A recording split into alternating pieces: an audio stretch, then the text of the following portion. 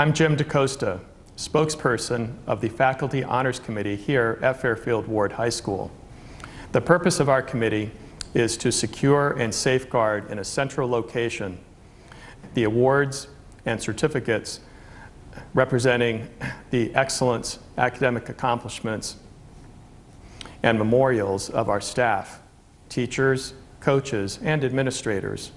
Our special recognition of legendary teachers is to provide a view into the excellence, accomplishments, and atmosphere of each generation of teachers going back as far as we can in the history of our school.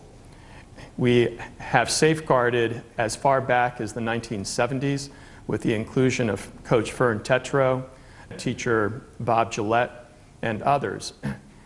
We hope you'll enjoy the current segment and the history of our program. Thank you.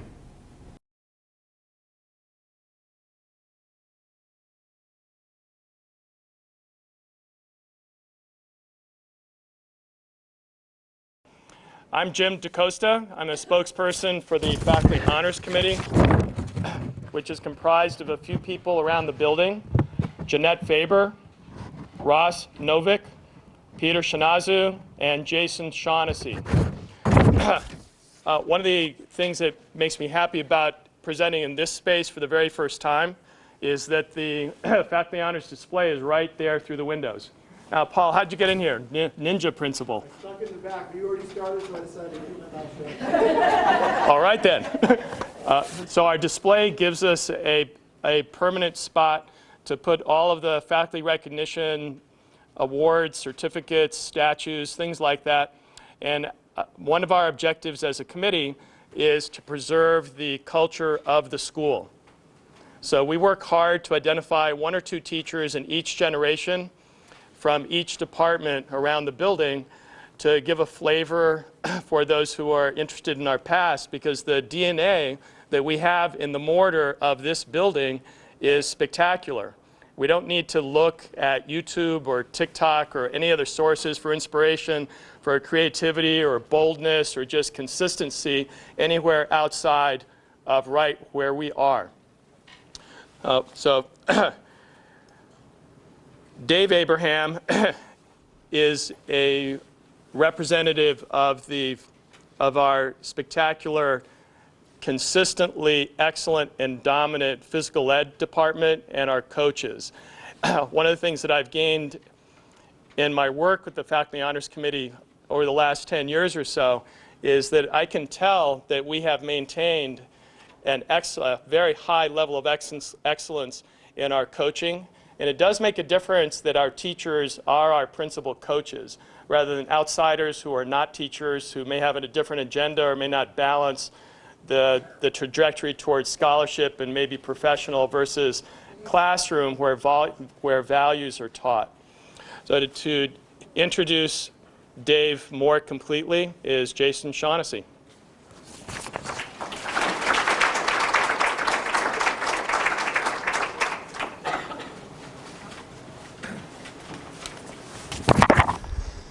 Hello, I want to first thank all the guests here today to honor Dave and Mike Abraham. I want to thank the Ward Administration for providing time to recognize these legendary teachers. I also want to thank the Faculty Honors Committee and especially James DaCosta for making this opportunity happen. I'm honored to be here today on behalf of the Physical Education Department to recognize Mr. David Abraham as a legendary teacher. Dave started his 42-year career in Fairfield Public Schools in 1977 and worked in the district until his retirement in 2019. During Dave's career, due to his knowledge and competence, he successfully served in many roles. Dave was fortunate to teach physical education in all three levels. He always was proud of that opportunity to work with kids at varying levels of development.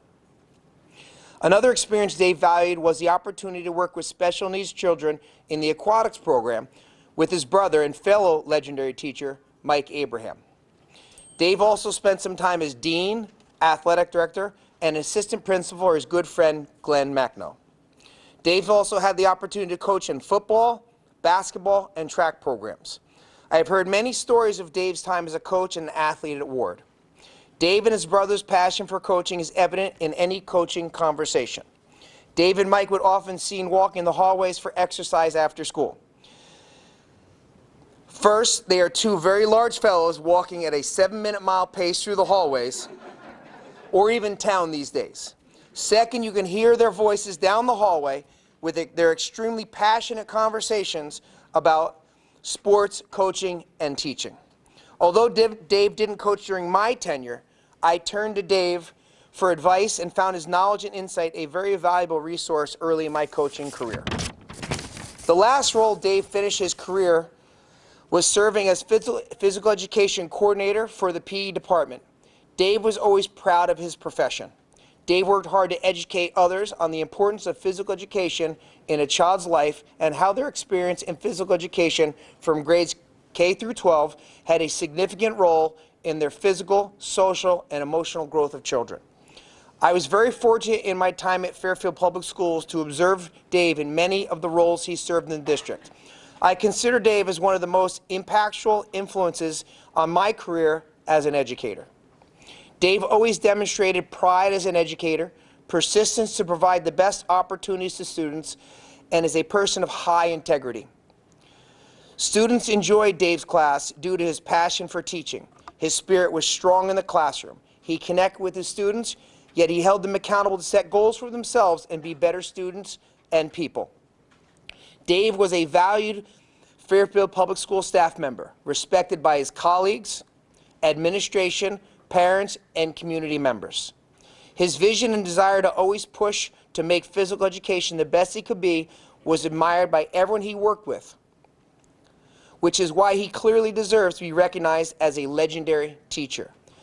Dave is a very modest man who never sought out recognition, but let's take the opportunity to put our hands together and celebrate Dave.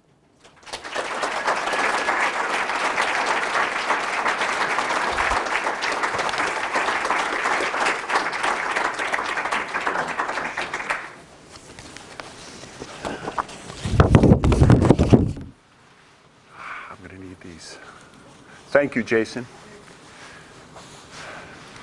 Thanks to Jason. Thanks to family and friends who made time in their busy schedule today to be here today with me.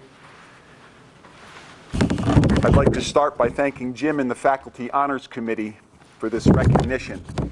I'm honored, humbled to be included with such talented, creative, and devoted individuals have been recognized for their dedicated service to the students and school community at Fairfield Ward High School.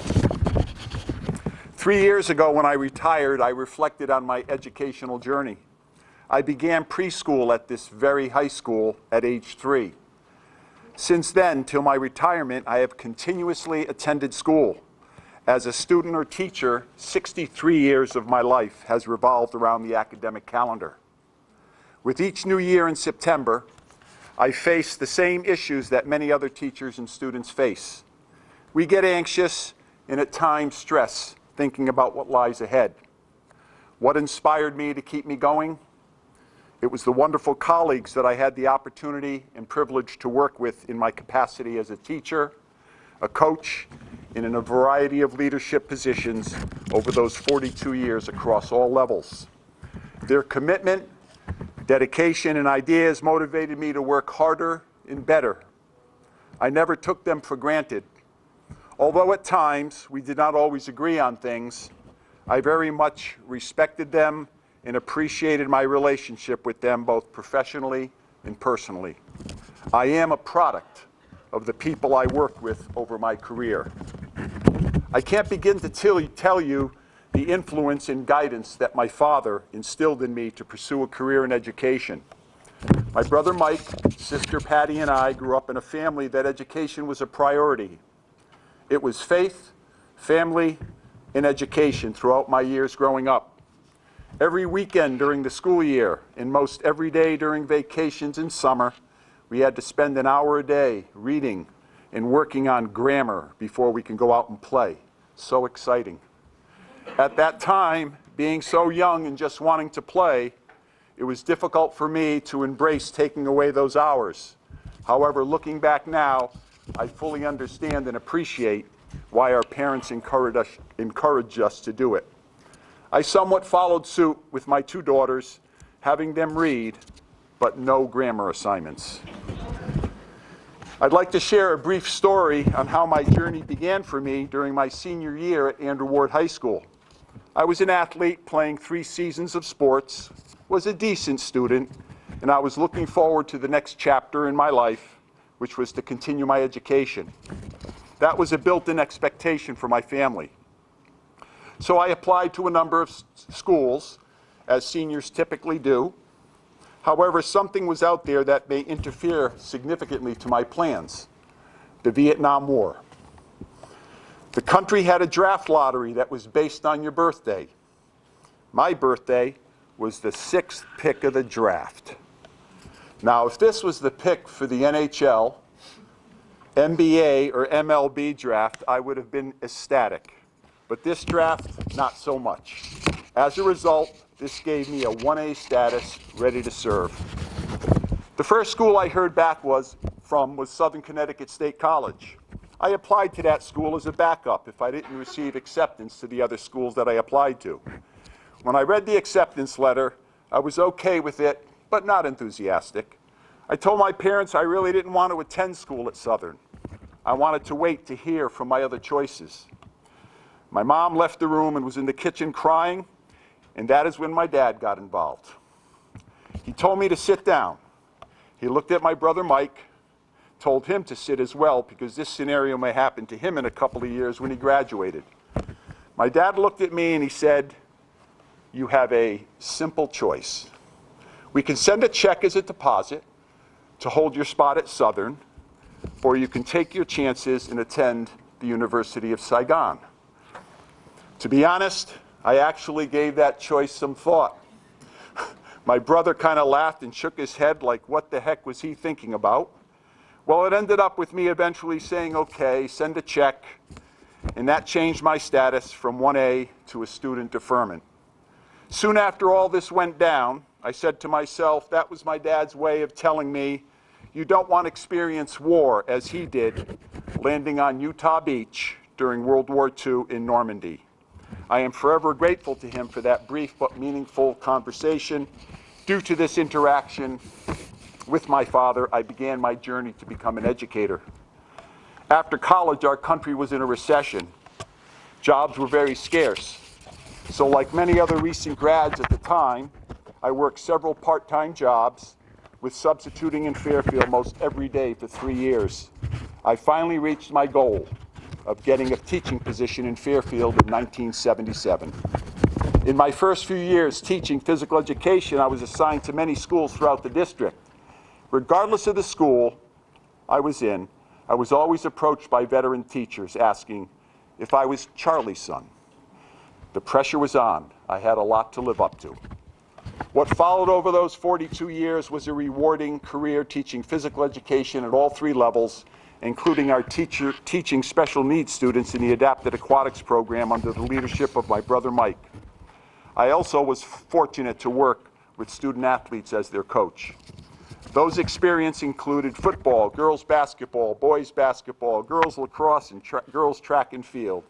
In addition, I had a number of gratifying leadership positions, including Unified Arts, liaison at Tomlinson Middle School, interim assistant principal at Tomlinson, interim athletic director at Fairfield High School, and for my last 21 years, a teacher at this high school in the pre-K-12 curriculum coordinator of physical education for the district. Throughout my career, I had successes in addition to some failures. I enjoyed the success, but never ignored the failures. Dealing with those failures had a significant positive influence on my teaching and coaching career. The key ingredients that I used to successfully cope with the failures that I encountered were persistence, patience, and passion. Persistence was the foundation that enabled me never to give up. To quote Samuel Beckett, an Irish novelist, "Go on failing. Go on. Only next time, try to fail better." Patience showed me that sometimes my persistence was not enough and taught me that success does not always come quickly. Success may take time and be filled with challenges that you need to hurdle. I learned that if persistence is your foundation and patience is pacing yourself, passion is the engine that drives you. When it seemed difficult to continue, it was my passion that kept me going. I suggest to all of you, you cherish the little things, the seemingly inconsequential events, the things of inexplicable value, and be grateful for what we have. Like myself, at times you may find it very difficult to be enthusiastic about your job as an educator. Try to find small things that you can be enthusiastic about while dealing with issues that get you down. To quote Ralph Waldo Emerson, enthusiasm is one of the most powerful engines of success. When you do a thing, do it with all your might. Put your whole soul into it. Stamp it with your own personality. Be active, be energetic, be enthusiastic and faithful, and you will accomplish your objective. Nothing great was ever achieved without enthusiasm. My best to all of you for continued success. Thank you. God bless. Go Mustangs.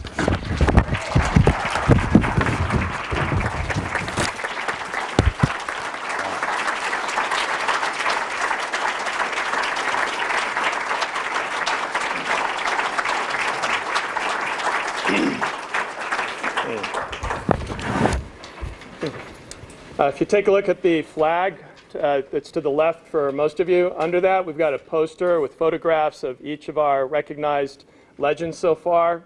Charlie Abraham was the first. We're very fortunate to catch Fern Tetreault before his death. He came in, our football field is named for him. We had the varsity football team in the auditorium. They got to make contact and meet him. So we have that previous generation represented in the phys ed department, but we have not yet recognized the special education department. Mike Abraham is that very first representative for us. And Bob Bove, please come forward and introduce Mike.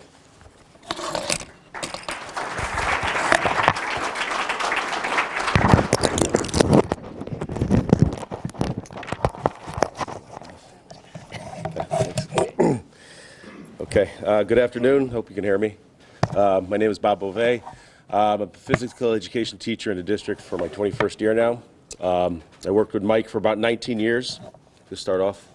Got to know Mike quite a bit over the years. Mentored me in many ways, kind of taught me the ropes of the district, a little bit about special education, education in general, and just overall life.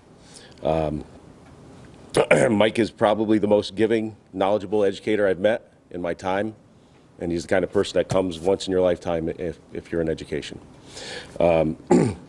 Mike himself, I'll just give you a little history of him and his background. Taught special education in the district for 43 years. He began his career in 1977, which I like to tease him was when I was born. Of course, that's not so young anymore. And he was one of the leaders in special education. You can consider him a pioneer in many ways.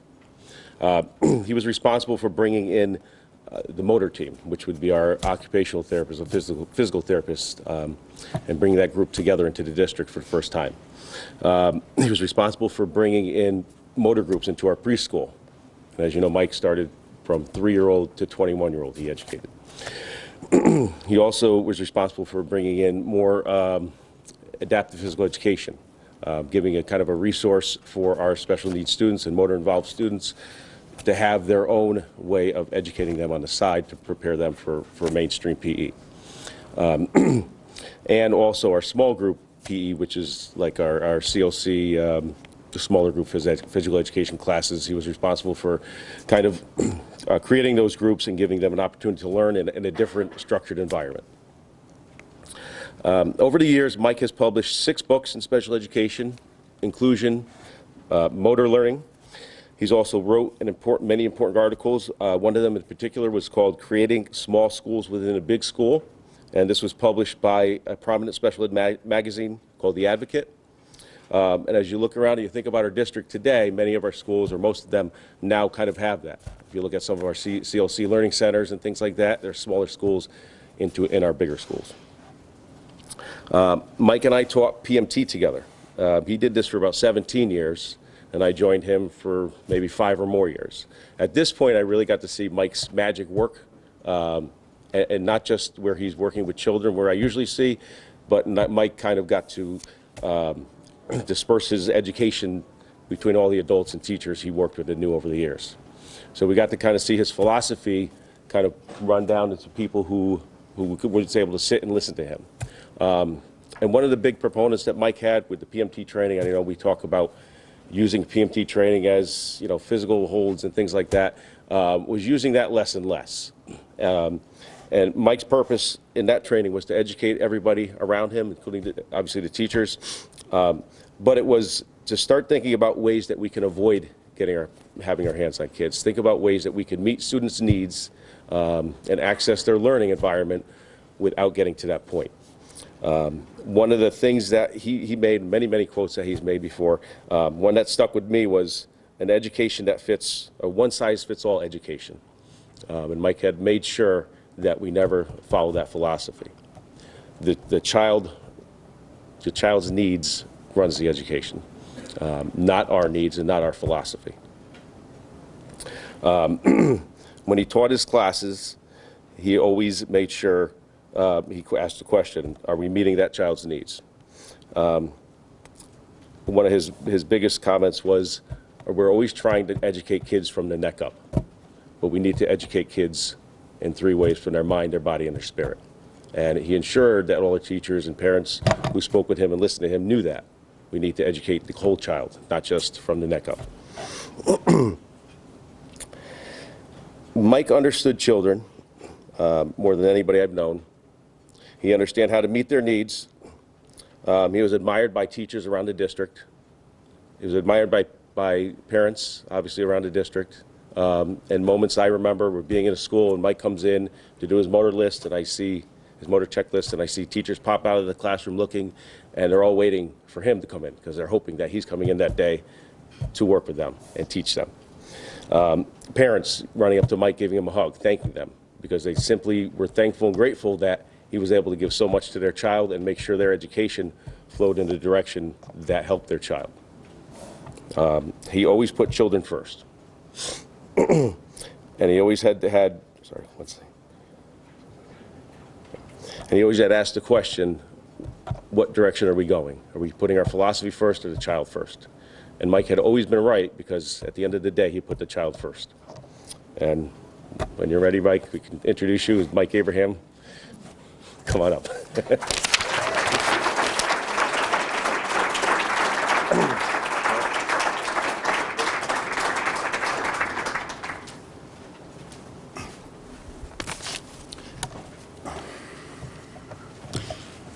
Thank you, Bob, for the kind and thoughtful words. When I was a Fairfield teacher for 43 years here, it was an exciting time working with some of you here that I know, and particularly Bob in the area of adaptive physical education. I would like to thank Jim personally and the Honors Committee for selecting me with this honor. I was very humbled and honored to be in the company of previous outstanding educators. The fact that my dad, Charles Abraham, who was also known as Charlie, was the first inductee of this organization, it is not lost on me. Knowing him as a dad, and as well as an educator, and what type of career he had, it is hard for me to comprehend that I will be inducted here with him. He was an amazing father and a role model. His thoughts and ideas have been impactful throughout my entire teaching career. And it goes without saying, I am so very excited to be here with my brother Dave. I would also thank, and there's so many that I cannot name here today because you'll be here till 8 o'clock, but I have to thank all those special educators, general education teachers, school psychologists, social workers, speech and language pathologists, occupational and physical therapists, as well as the many educational trainers and peer professionals whom I worked with closely over the years. Whether I was reviewing information from a school psychologist's evaluation, or a comment and even or a tip from a peer professional who worked hands-on with my students, it allowed me to become a better educator and address the needs of my students. I learned so much from all of them. I have family and friends here today that have always supported me and throughout my career. I thank them from the bottom of my heart. As Bob noted into my introductory comments, I was very lucky that my career started in 1977 when the Special Ed Law 94-142, the Education for All Handicapped Children Act of 1975, now which is called Individuals with Disabilities Education Act, IDA, was implemented in that year of 1977. Here in Fairfield at that time, we were true pioneers as we began to create and implement our special education program, meeting the mandates of this new law. Due to the physical education mandate, Central Office created and needed an educator to monitor and coordinate the adapted physical education aspect of the law. Hence, that was the creation of my position as the coordinator of adapted physical education for pre-K to the 21-year-olds. I was honored and thrilled when they asked me to take this position. Dr. Bob Guth was the special education director, and Sidney Cessna was the elementary special education coordinator. We spent a great amount of time after school and into the evenings writing goals and objectives, planning and creating the Jennings Magnet program, which today would be called the Complex Learning Center, our early childhood program, which was Early Childhood Developmental Education Center, which was known as ECDEC back then, and now called the Early Childhood Center, ECC. We also developed and worked at that time to create special education programs at all of our schools, including Ward right here. And we obviously worked on many, many more initiatives. One particular program my brother referred to was our aquatic program. Dr. Guth recognized the need to develop motor skills for our students and contracted with our local YMCA here in Fairfield twice a week to provide opportunities to develop those motor skills, as well as ADLs, activities of daily living, in the water as well as in the locker rooms. It's funny my brother brought that up, and what are the chances, I'm going off script now, but what are the chances that my brother worked with me tremendously for 16, 17 years in the pool, and then when he became the coordinator of phys ed, he could not work it out. So Jason Shaughnessy, who is here, then took that spot, worked with me for a few years, and because of his schedule and his coaching and his wrestling talent that he has, God love him, he left. And then I have Bob here, who finished my career. So what are the chances that Dave, Jason, and Bob were all here with me in that aquatic program? When Bob Guth asked me to direct this program, I did so for 43 years. Each Monday and Friday, you could pencil me in on the calendar. Each Monday and Friday for 43 years, I was at the local YMCA.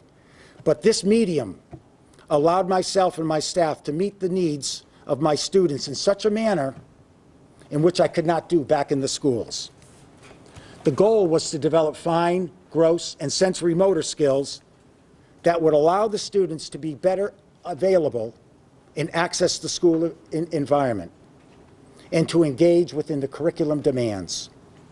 Many of the students that I worked with were complex learners. They were neurologically impaired. Many of my students were wheelchair bound. So by getting them out of the wheelchairs with their neurological impairments and getting them in the water, we were able to do things in the water that we could not do back in the buildings. Those were exciting and extremely exciting times.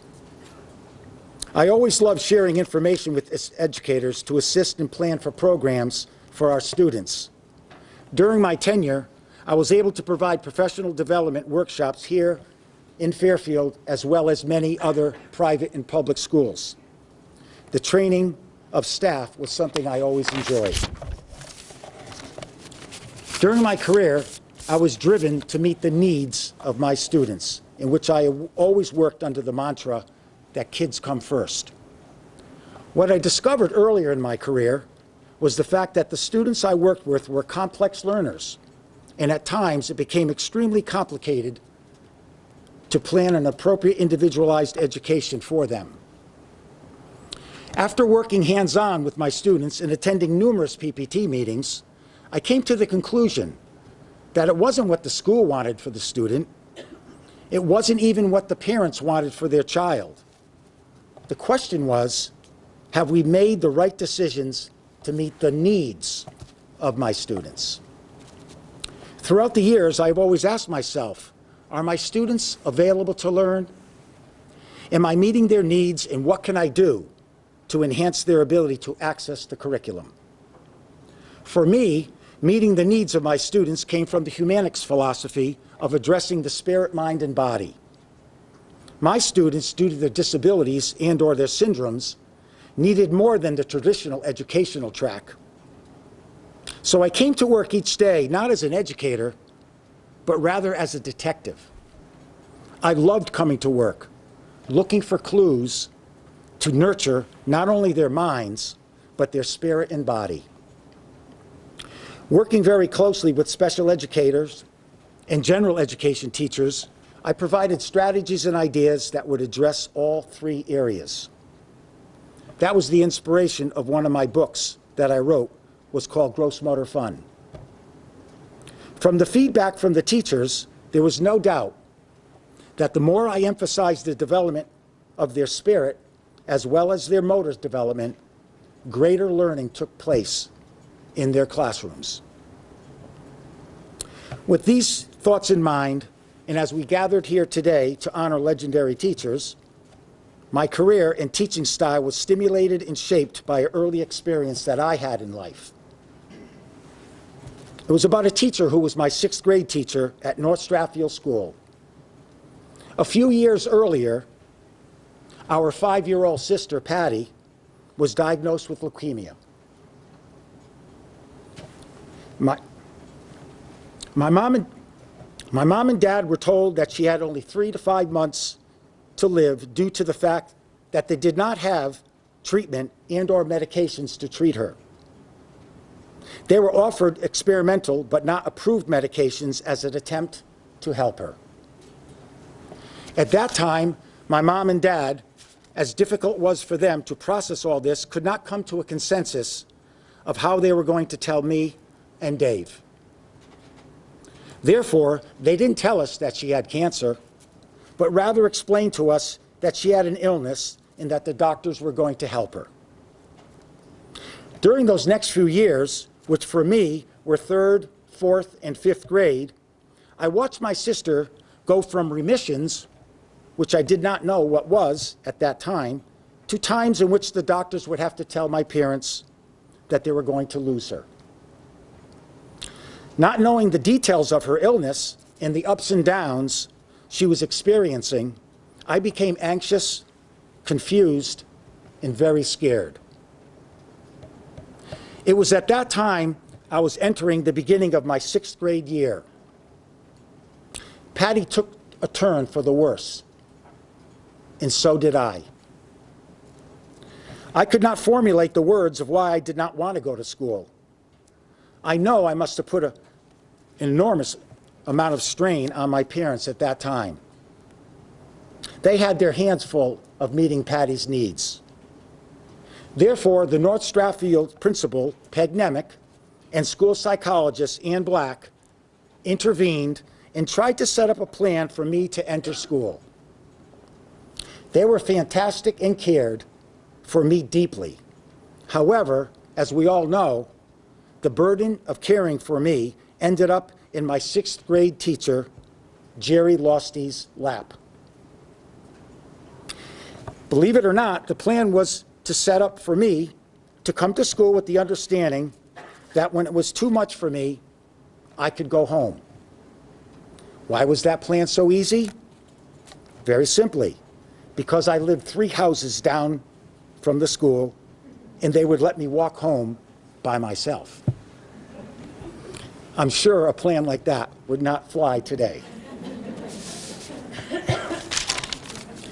As time went on, I noticed that and felt that Mr. Losty would not pressure me to complete assignments and/or paperwork, nor did he worry about the 3 R's, the subjects of reading, writing, and arithmetic, but rather he paid attention to me.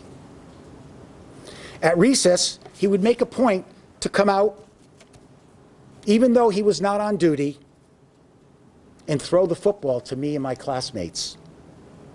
Sometimes he would simply walk by my desk, look down, and give me a little thumbs up.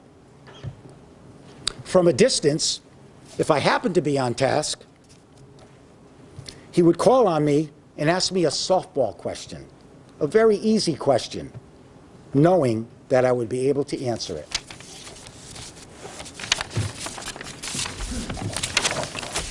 When I look back at those times, Mr. Losty was meeting my needs through my mind with those softball questions, my spirit by answering those easy questions, and finally through my body by running and catching those footballs he threw to me. Spirit, mind, and body. Little by little, I started to feel better. And then, in the middle of the year, my sister began to decline again. Once more, I became challenged to focus on the instruction and stay in school. The plan changed that allowed me to walk home from school at lunchtime to have lunch to be with my sister. It helped a bit, but I was still struggling emotionally. Then there was a day in which I will always remember. Mr. Losty was teaching from the blackboard, and he gently began to stroll around the room, and as he did, he walked closer to my desk. He slowed down and simply placed his hand on my shoulder. And with his eyes and with all the kindness he showed, it was his way of saying, "It's going to be okay." I cannot begin to tell you how that simple act allowed me to have a new outlook for the rest of the year, knowing that my teacher understands me. It was the beginning of rebuilding my emotional security. At the end of the school year, I became very anxious, but not because of my sister, but rather it was because I realized that I will not have this amazing, caring, and legendary teacher to support me. A few years later, my sister lost her courageous battle. At that time, I was a student here at Andrew Ward High School. When the news spread through the school system, that evening the phone rang, and it was Jerry Losty wanting to check in with me. His calming voice and assurance that things were still going to be okay was what I desperately needed at that time. In closing, I'm sure you may have, or someday you will have, a Mike Abraham in your class. And as Jerry Losty did for me, maybe you can place your hand on his or her shoulder and show the kindness and the understanding to a child in a similar situation. Being able to focus on what each child needs is the key to education.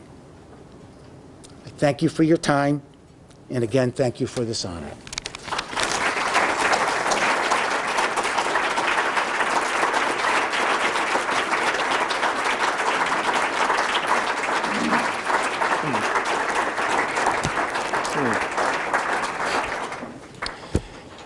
Our ceremony ends with an awkward but important physical gathering up here in the front, and that'll be the end of the meeting. So before I do that, Paul, do you have anything for us? Sure. I just want to take another minute and congratulate our two recipients today.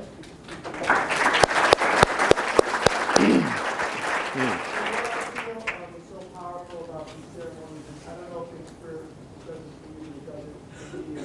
You know, sometimes the stuff gets in the way of what's really important that we do. And that story that you went through, how a simple smile, thumbs up, can really change someone's outlook, changing that person, that you could make such a difference in their life is really what I know that I do, and I strive to do every day, and I know that you do. Please don't lose that, specifically around the holiday season, the things are so crazy, and students are continuing to do themselves. Just remember to take care of each other, and remember how important each and every one of you are, because you have the ability to touch others.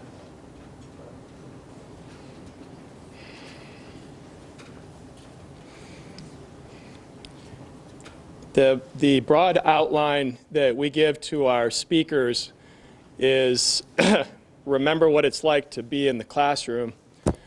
You can say whatever you want to us, but we are in need of inspiration.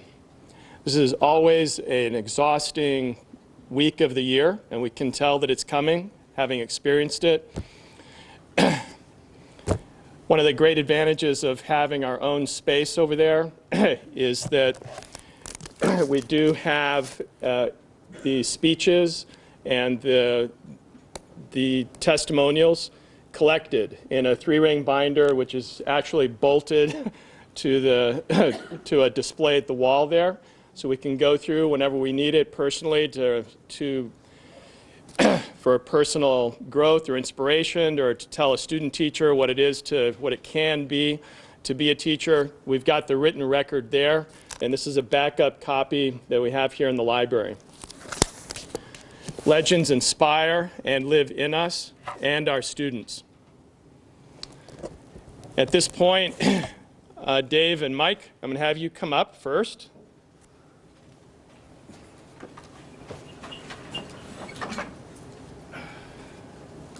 One of you stand on one side and the other on the other side. And now your spouses, partners, and friends who came from the outside coming up. So these are all the guests, the friends. And what you do is put your hand on the shoulder of somebody who's here. So we're going to make a physically connected chain. All members of the physical ed department, if you're in the ed department, if you're a coach, coming up. And if you're in the special ed department, coming up. All members of the special ed department, coming up.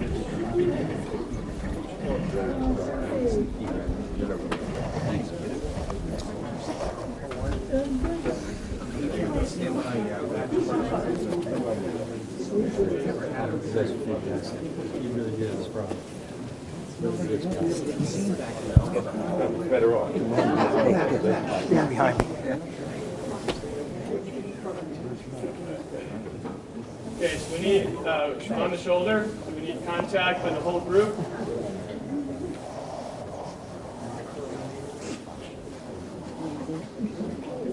And then, okay, Dave, if you'll pull this one off, and Mike, the one under it.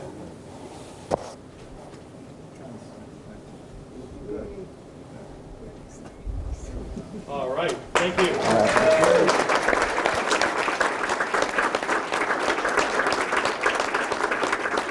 Hey, you're welcome to linger, but we are dismissed. Hello again. Now that you've seen some of what we've accomplished here at Fairfield Ward High School, if you're a teacher at a different school, whether private or public, or if you're a member of a PTA or just somebody who would like to institute this at your school, please reach out and contact me. My email address will be right across the screen. Thank you.